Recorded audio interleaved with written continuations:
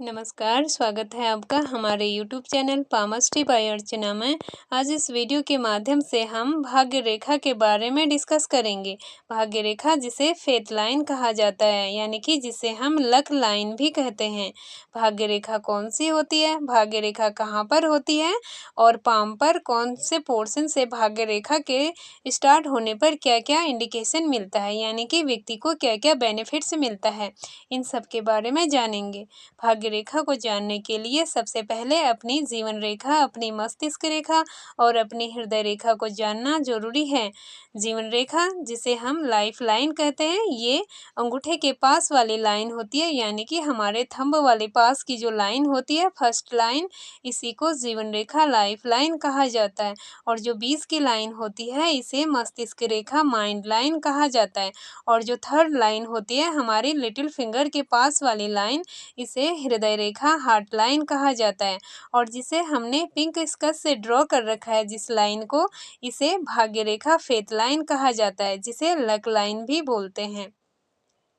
अलग अलग पाम में, यानी कि अलग अलग हथेलियों पर ये फेथ लाइन, ये भाग्य रेखा अलग अलग कंडीशन में होती है। हर किसी के पाम में ये भाग्य रेखा एक ही जगह से स्टार्ट होती हुई नहीं दिखाई देती, अलग अलग जगहों से स्टार्ट होती हुई दिखाई देती है।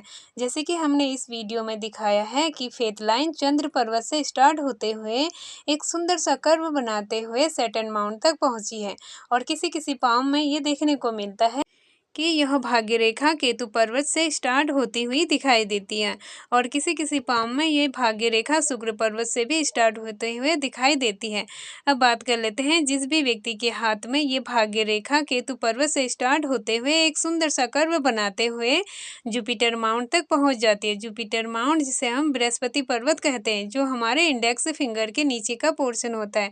अगर ये फेथ लाइन एकदम साफ, स्ट्रॉन्ग, स्ट्रेट पोजिशन में हो, इसमें कहीं पर कोई कट्स या फिर कोई क्रॉसेस ना हो, तो ऐसे व्यक्ति अपने जीवन में परिश्रम, मेहनत करके अपना भाग्य बदल सकते हैं और अपनी सारी इच्छाओं की पूर्ति कर सकते हैं। ऐसे व्यक्ति अपने ड्रीम्स, अपने डिज़ायर को पूरा करने में सक्षम रहते हैं।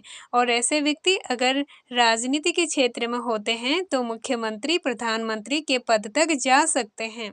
अब बात कर लेते हैं कि जिस व्यक्ति के पाम पर भाग्य रेखा, फेथ लाइन चंद्र पर्वत से स्टार्ट होते हुए एक सुंदर सा कर्व बनाते हुए सैटर्न माउंट तक पहुंचती है, उसका क्या इंडिकेशन मिलता है। जैसे कि हमने वीडियो में दिखाया है, ये जो लाइन है, पिंक कलर की जो रेखा ड्रॉ कर रखी है, ये चंद्र पर्वत से स्टार्ट होते हुए सैटर्न माउंट तक पहुंची है। ऐसे व्यक्ति होते हैं जो उनका जो भाग्योदय होता है वो विवाह के बाद होता है, यानी कि शादी के बाद उनका भाग्योदय होता है। ऐसे मेल पर्सन को अपनी पत्नी से बहुत सहयोग मिलता है। ऐसा व्यक्ति अपनी पत्नी से बहुत प्रेम करता है। ऐसे लोगों को पत्नी का सहयोग मिलता है या फिर पत्नी भी धन कमाने वाली होती है। अब बात कर लेते हैं, जिस भी व्यक्ति के हाथ में भाग्य रेखा शुक्र पर्वत से स्टार्ट होती है, उससे क्या इंडिकेशन मिलता है।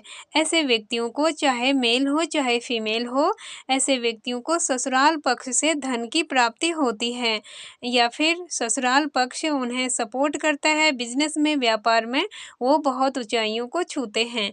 ऐसी स्त्री या ऐसे पुरुष जिनके भी हाथ में ऐसी भाग्य रेखा होती है, स्त्री पुरुष के सहयोग का कारण बनती है और पुरुष स्त्री के सहयोग का कारण बनता है।